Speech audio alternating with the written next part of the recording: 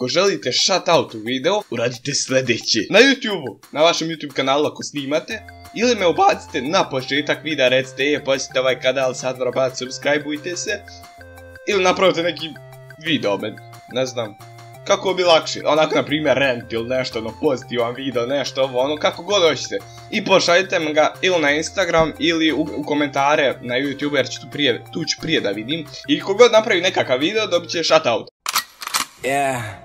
From the BART train to a tour bus, still the same game except I'm pulling more sluts, more butts, more bucks, never giving more fucks. I pozdrav svima ljudi, ovdje je vaš brat Sandro. I dobro što je klip ljudi, danas radimo nešto novo. Neko je napravio moj fanpage na Instagramu pa sam odlučio da napravimo reakciju, da vidimo kakav je to fanpage. Kao što vidite trenutno smo na Instagramu na kompjuteru jer snimam telefonom pa ne mogu s telefona da vam pokazujem.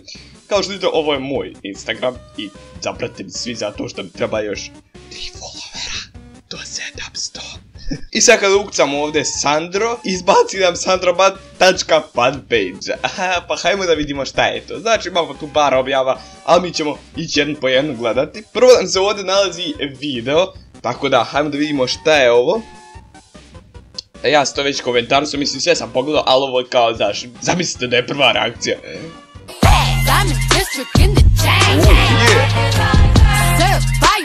Ko je ovaj momak? Ovo je ekstra video, ovo je klasika, ono što pravi svi fanpage. Znači ja sam bio u fazonu kad sam vidio da je neko napravio fanpage za mene, ja sam bio u fazonu, brate, ja ne vjerujem. Znači ono, tako da hvala onome koji je napravio fanpage, a mi hajmo da vidimo šta imamo još dalje. Znači imamo dalje sliku ovdje.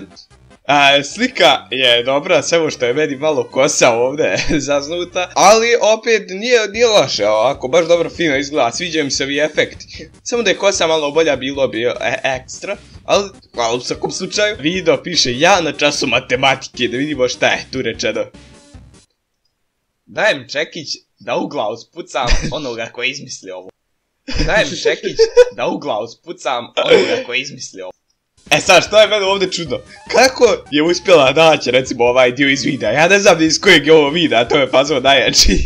Išao je on ili ona, ali prije bi rekao da je ona. Išao je od videa do videa, tražila da bi uspjela napraviti nešto ovako. Moram još jednom poslušati. Dajem čekić da u glavu spucam onoga koji je izmislio ovo. Evo idemo dalje. Kad moji prijatelji napokon skontaju da je Sandro najbolji youtuber na svijetu. Vidimo šta je ovo. Vidite šta vam priča. Vidite šta vam priča. Vidite šta vam priča. Vidite šta...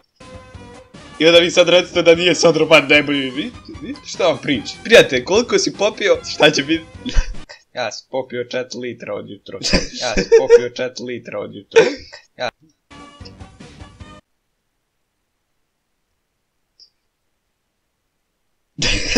Onda da imamo piše unaprijed se ispričavam zbog ovog videa. Da imamo. Poljubio bi Anu Lazarević i oženio bi Ružu Rupić. Pa bi meni Ruža svaki dan pjevala ujutro.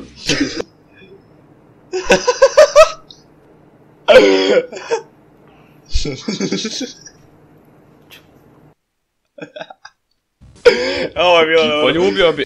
Ovo je bilo dobro, jes boga. Iskreno ja sam razmišljao da li da ubacim ovaj dio, ali koliko sam to fino tako rekao. Ja sam rekao, moram ga ubaciti. Anu Lazarević i oženio bi Ružu Rupić. Pa bi meni Ruža svaki dan pjevala ujutro. Baš me zanima, koliko vas je bila reakcija ovako? Meme review. Na papiru piše Sandro Brat. Kako sam se izbio? Znači šta što vidite da sam izbijen gorem, znači oči, sam razbio nekom glavu. I onako lagano zapali. Znači prvi meme iko da je napravio, i stvarno to jest postao meme ljudi moji. Znači ljudi vole reći Sandro Brat više nego ljeba jest 3 dana, imam osjećaj. Znači hvala onome ko drži ovaj fanpage, znači hvala puno, ja ti dajem veliko srce. Tako da ljudi, ja sam da ste vi uživali u ovom klipu, ako jeste obavezno ostavite like. I mi se vidimo u sljedećem klipu, ćao!